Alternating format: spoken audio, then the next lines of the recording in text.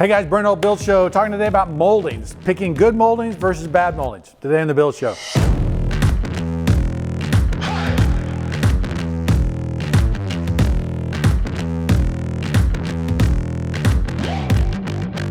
I did another molding video and it was like 20 minutes long, so I wanted to do a quicker version and just talk about good moldings versus bad moldings. If we just look at the American universe of moldings, right? We've got moldings that change through different time periods, right? We've got Georgian moldings, we've got Greek Revival moldings, right? I work with Kukin and Windsor One and design their moldings, their classical moldings. We looked at the past to try to figure out what makes a good molding, what makes a bad molding. We discovered there's like 3 or 4 things that really matter. The first one is size. Size does matter. Historically, back before 1930, every molding was at least 4 inches wide, okay? You know, the Victorian molding, they were 6. Georgian moldings, they were 6. Federal moldings, 5, right? Moldings historically communicated with their size, right? They helped you read a room. They helped you figure out what you were looking at. The whole classical system is done so that if you walk into a space, you know where to go because the moldings are telling you, they're speaking. That's a closet, you're not supposed to go there. That's a private area.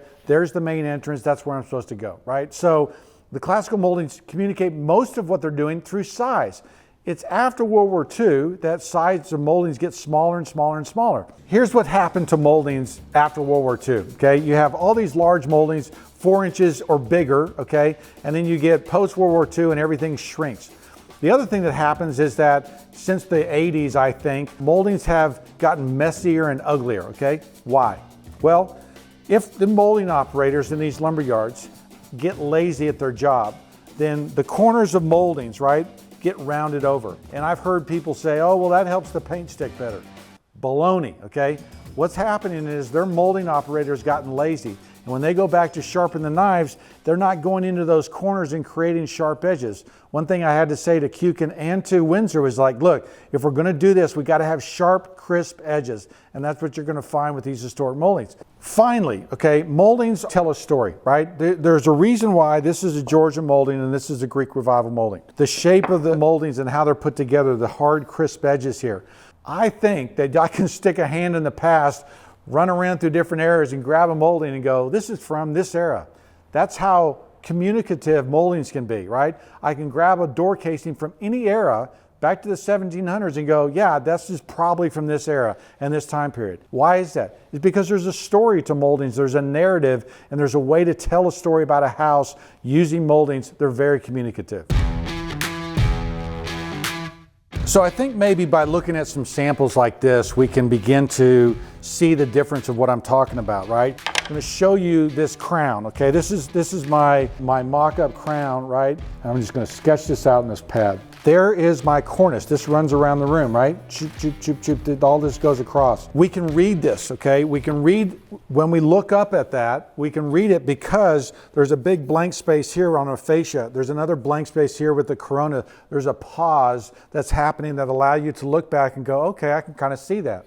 Now, what happens today is if this is our wall running up and this is our ceiling, right? Coming across, right?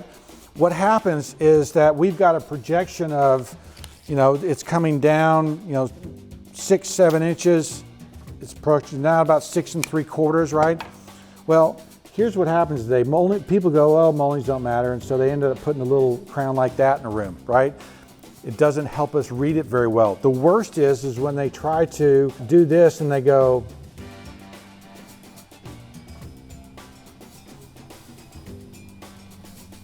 right? What happens is, okay, you might look at that molding on your shelf, you go into the lumber yard and go, wow, that's a big crown. Well, size in this case works against you because the shapes and the details they put in here is just a bunch of bumps and bruises, right? It fell out of the ugly tree and hit every branch on the way down. And what happens is when you put that into a room, all you see is these lines. There's no pause, there's no way to read that. The same thing is true with this casing, right? If I draw this casing right here, and this is a Georgian casing, this molding is 4.5, okay? And it's almost 2 inches tall, inch and 7/8. Right, tall. This is a molding I picked up at a lumber yard, okay? I'm gonna draw it as a comparison. This one has a bunch of bumps and bruises, okay? So this one is about 5/8 by 2 3/8, okay? Now, the problem is that it's getting so small that when you caulk this, okay, the caulk line that comes in right there and right there hides the moldings. You get a couple coats of paint on this thing and you've lost the fact of what this molding even looks like. There's no historic precedent here. It's too small, it doesn't work. So what's happening to moldings is we've forgotten traditions. We've forgotten ways of building things and looking at things. And so we ended up with ugly moldings. We've ended up with moldings like this, right? Because no one's saying, wait, what is that, right? What is this thing? It doesn't do anything. People forgot about punctuating openings, and we therefore will build ugly things, right? This thing's so small, I think my nail might go through this. It's such a thin piece. I want to give you 2 rules to follow as you go to pick moldings in your town. I mean, one of the problems, I was talking to my team, we were trying to figure out, well, if we drove around Fort Worth, where could we find good moldings? We would have to go to key specific places, because the fact is, it's like trying to find healthy food at a 7-Eleven, right? You might get a banana, you might get an apple, but there's not much healthy food in there. And so you go to most lumber yards and they don't have good moldings on the shelf. They're things that have been watered down over time. The 2 rules. 1, size matters, right? Especially when you're picking door casings. Door casings should be at least 4 inches wide, okay? If they're not that wide, they're not able to punctuate an opening, they should be at least 1.25 inches deep. If you're talking about crowns, okay, size doesn't matter because sometimes those stupid crowns get this big and it's just a bunch of bumps and bruises. I prefer to use less moldings that communicate much better, right? And so, yes, you're going to have to build this up. This is 4 pieces of molding. Sorry about that. It will look 10 times better, okay? The second piece is, don't buy moldings that are made of MDF, okay? Just, MDF is a trash, okay? It was wood. It's not wood anymore. It was wood. And so when you end up with these things like this, you end up with things that are very thin. You know, this thing it's less than 1/2 inch, and this is my baseboard, right? It's just very hard when these things get made so cheap and so fast to create rooms that really make a difference and really matter.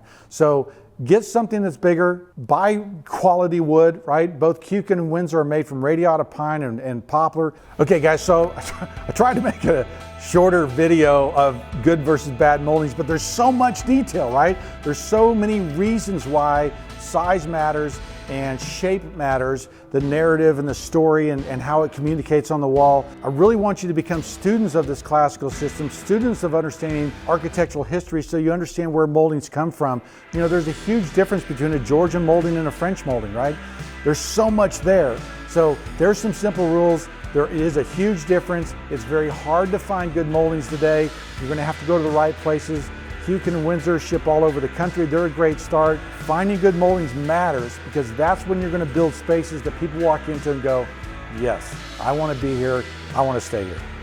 Be sure to follow me on Instagram and Facebook, Hull Millwork, Hull Homes. Sign up for the newsletter. And if you're watching on YouTube, hit the subscribe button. I'm Brent Hull. Thanks for watching.